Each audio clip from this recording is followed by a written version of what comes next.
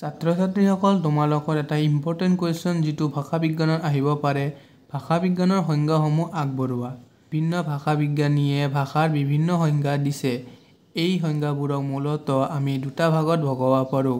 এটা হৈছে প্ৰাচ্য ভাষা বিজ্ঞানীৰ সংজ্ঞা আৰু আনটো হৈছে পাশ্চাত্য ভাষা বিজ্ঞানী।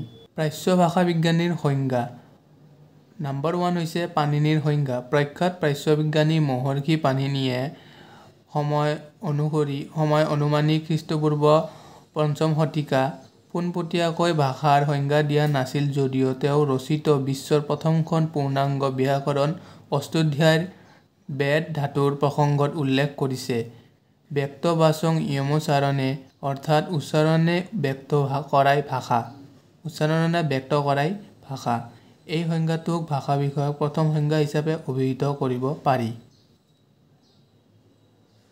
২ নম্বৰটো হৈছে পতঞ্জলিৰ সংজ্ঞা। প্ৰখ্যাত প্ৰাচ্য বৈয়াকৰণ পতঞ্জলিয়ে সময় অনুমানিক খ্ৰীষ্টপূৰ্ব দ্বিতীয় প্ৰথম শতাব্দী ব্যাকৰণ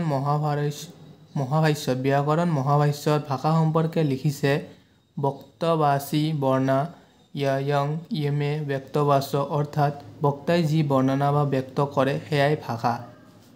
৩ নম্বৰটো হৈছে সুকুমাৰ সেনৰ সংজ্ঞা।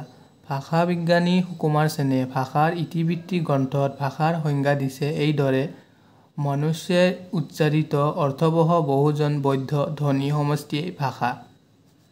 ৪ নম্বৰটো হৈছে উপেন্দ্ৰ গোস্বামী সংজ্ঞা। ড উপেন্দ্ৰ চন্দ্ৰ নাথ গোস্বামীয়ে অসমীয়া ভাষাৰ ৰূপকথা গ্ৰন্থত উল্লেখ কৰা ভাষাৰ সংজ্ঞা হৈছে: কোনো জনসমষ্টিয়ে স্পষ্ট ধ্বনি উচ্চাৰণৰ জৰিয়তে মনোভাৱ প্ৰকাশ কৰি পাৰস্পৰিক সহযোগিতা আৰু দৈনন্দিন জীৱনৰ কাৰ্য পৰিচালনাৰ বাবে অৱলম্বন কৰা প্ৰণালীক ভাষা বোলে। সংক্ষেপতে ক'বলৈ গ'লে উচ্চাৰিত ধ্বনি প্ৰতীকৰে সহায়ৰ ভাৱৰ পূৰ্ণ অভিব্যক্তিৰ নাম ভাষা।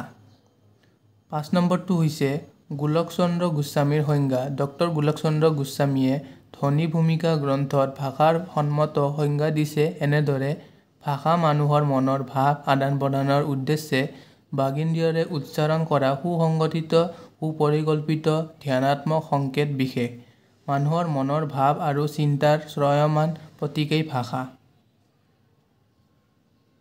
প্ৰাচ্য ভাষা বিজ্ঞানীৰ সংজ্ঞা নম্বৰ 1টো হৈছে এডৱাৰ্ড ছেপিৰৰ মতে: language is a purely human and non instinctive method of communicating ideas emotion and desires by mean of a system of voluntary produce system.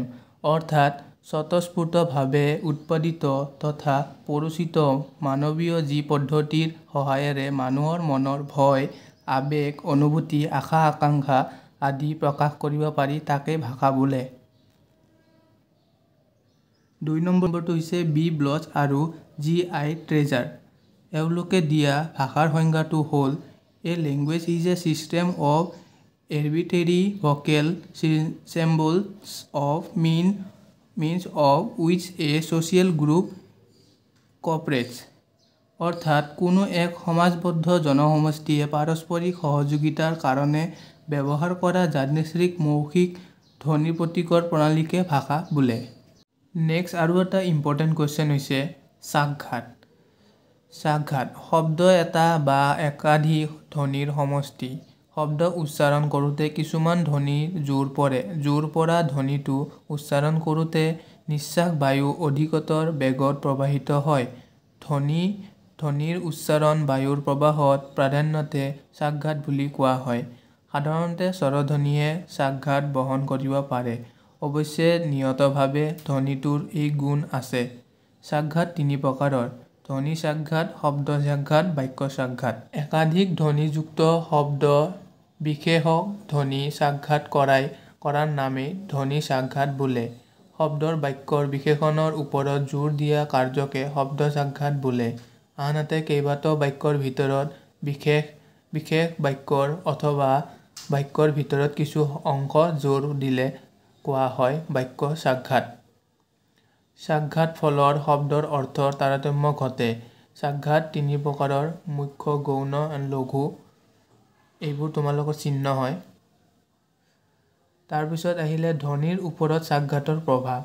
1 নম্বৰটো হৈছে সাক্ষাৎযুক্ত হ্ৰস্বৰ ধ্বনি কিছু দীৰ্ঘ হয় আৰু দীৰ্ঘ ধ্বনি হ'লে দীৰ্ঘতৰ হয়।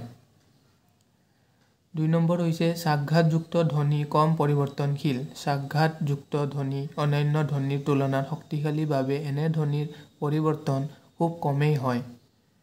3 নম্বৰটো হৈছে সাক্ষাৎহীন ধ্বনি আপেক্ষিকভাৱে দুৰ্বল। সাধাৰণতে মুখ্য সাক্ষাতৰ অব্যৱহাৰত পৰিৱৰ্তী ধ্বনি লোপ পোৱাৰ সম্ভাৱনা বেছি। 4 নম্বৰটো হৈছে বলৱান সাক্ষাৎ পৰিলে পদৰ মাজত থকা ব্যঞ্জন ধ্বনি দ্বিত্ব হয়।